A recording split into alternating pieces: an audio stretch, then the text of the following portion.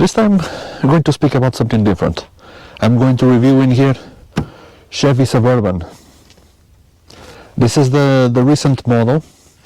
This Getty engine, the 5.3 V8, has around 360 brake horsepower. Has the rest of the specs. The quad is quite big. It's like, this is more than 5 meters long, and you can see from my tall I'm like 1 meter and 83, and it's huge. Even for going, it's harder to go like this, so I have to use the step to go inside. It's much easier. Well, as for the car itself, for a big family, for travel, this is perfect. You have a lot of space. This is like a 8 seats. So don't look at the mess. This is my flower's wife for our 8-year anniversary of marriage. You can take 3 adults in here. Very big, super comfortable.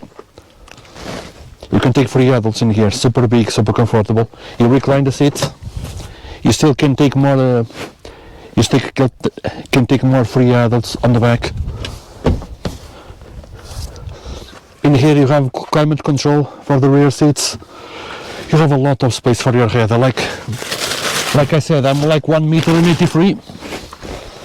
And if I sit on the back, it's like this. Small legs, room for the front seat, and adjusted for my driving position. So I think you don't get much better than this in regular SUVs. If you look now to the trunk, electric tailgate. Sorry about this. I did not see the specs of the capacity, but without reclining the third row, you should get in here around 500 liters capacity. If you fill this one up easily, like 1,500 liters at least, and you still can recline the other one. So if you go camping, you can sleep in here like almost 4 people. Has the car performance in itself? As you can see, I'm off-road. This has like 4-wheel drive, has automatic and permanent. I think it has lock-in differentials as well. It was great. Like, you travel in a highway, super comfortable, super smooth. You go off-road, okay, it doesn't have the attack angles to make like in technical roads, but roads like this can go perfectly. Fuel consumption, you can expect like at least the average that I've been doing with some highway driving, some city driving, it goes like between 15 and 25 miles per gallon. Okay, we speak around liters per 100 kilometers, around between 15 liters and 10 liters per 100. Now you're going to drive back to the main road. You're going to pass Reno. So as you guys can see about the driving, it has a lot of space.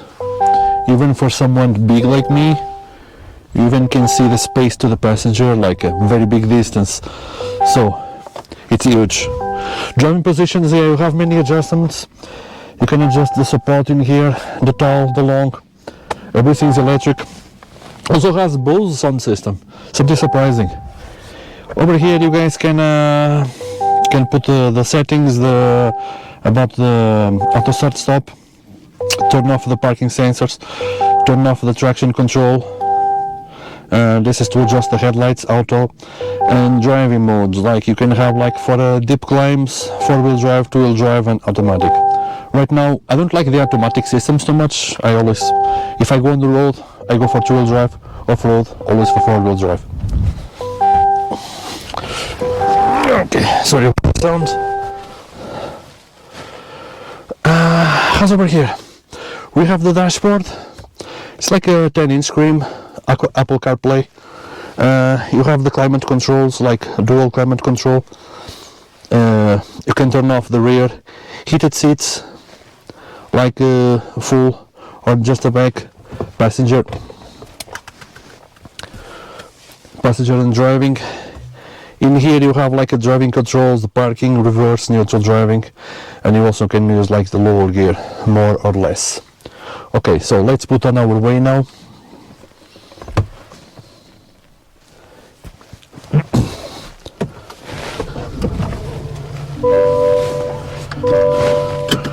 It's the first time that I'm going here.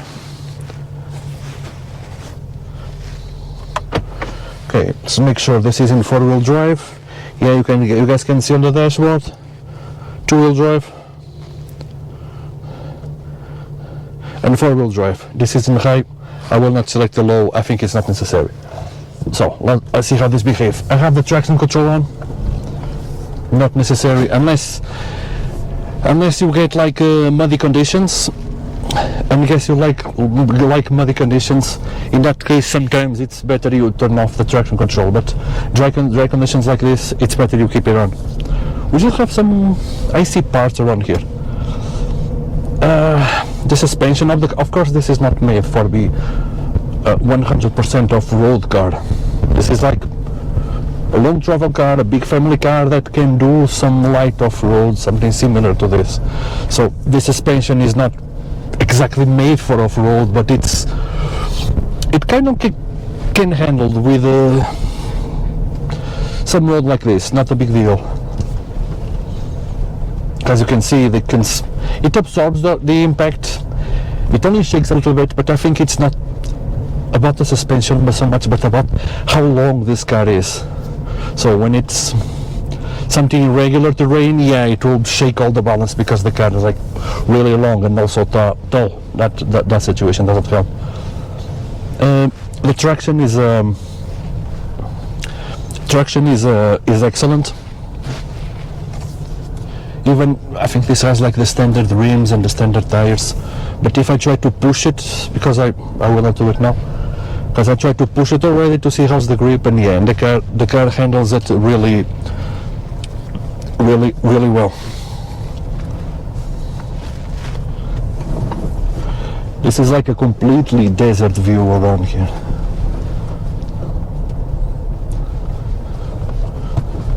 It's like the old, this is exactly the old west.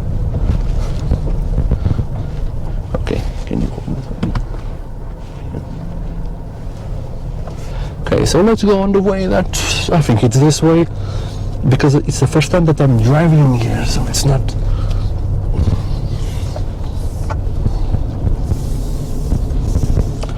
I think it will have an exit, because even Waze will show me a way to go. Let's see if it shows. Ah, yeah, it shows. It goes in here. This is the 341. It's the road that came from Reno to Virginia City, and this should have an intersection in here. And from that point, we should be able to climb. So, it says in here private property. So it's not the way it's this way. It's getting a little bit narrow in here.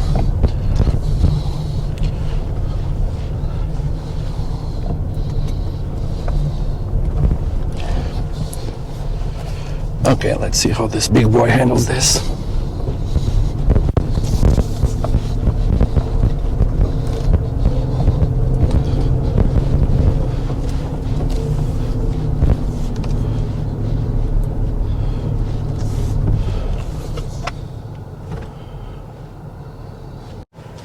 Hey guys, sorry, a little bit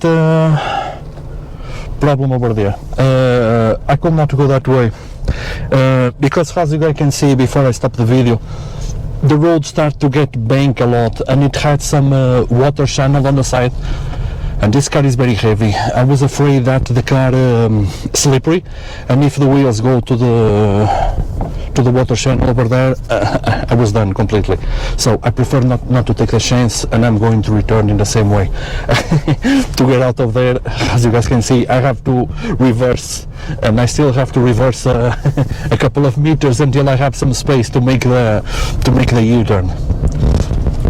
A car like this, like I said in the first place, yeah, it's not for a big adventures. You cannot do that with this. Even a place like this, the road with some bank, because this has like winter tires, I think. I just checked it now, not not even like those mix off-road tires that some SUVs came. No, this is like 100% road, and they are winter, so you cannot get adventures with this. This car, I'm sure, it weighs at least 2.5 tons, very easily can slide. This wheels doesn't have grip on soil like this, and if it slides, you go to the bank over there and you stay there. Okay, so this is the way that we came from in the first place. This one should be okay. This goes uphill a little bit, but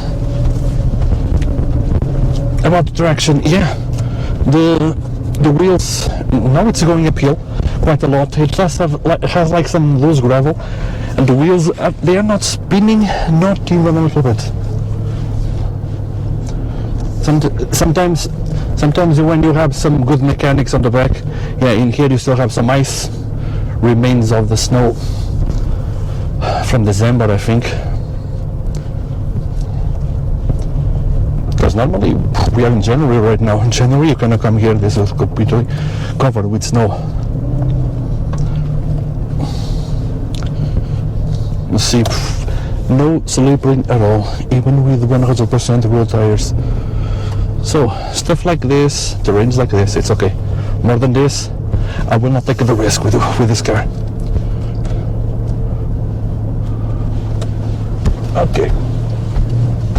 Okay, now let's get back. Let me just change the traction to auto. Okay, now let's get back to the roads where this car was made for road car that can do some light off-road. And that's it. Okay, I hope you guys enjoy, and see you on the next video. Bye bye.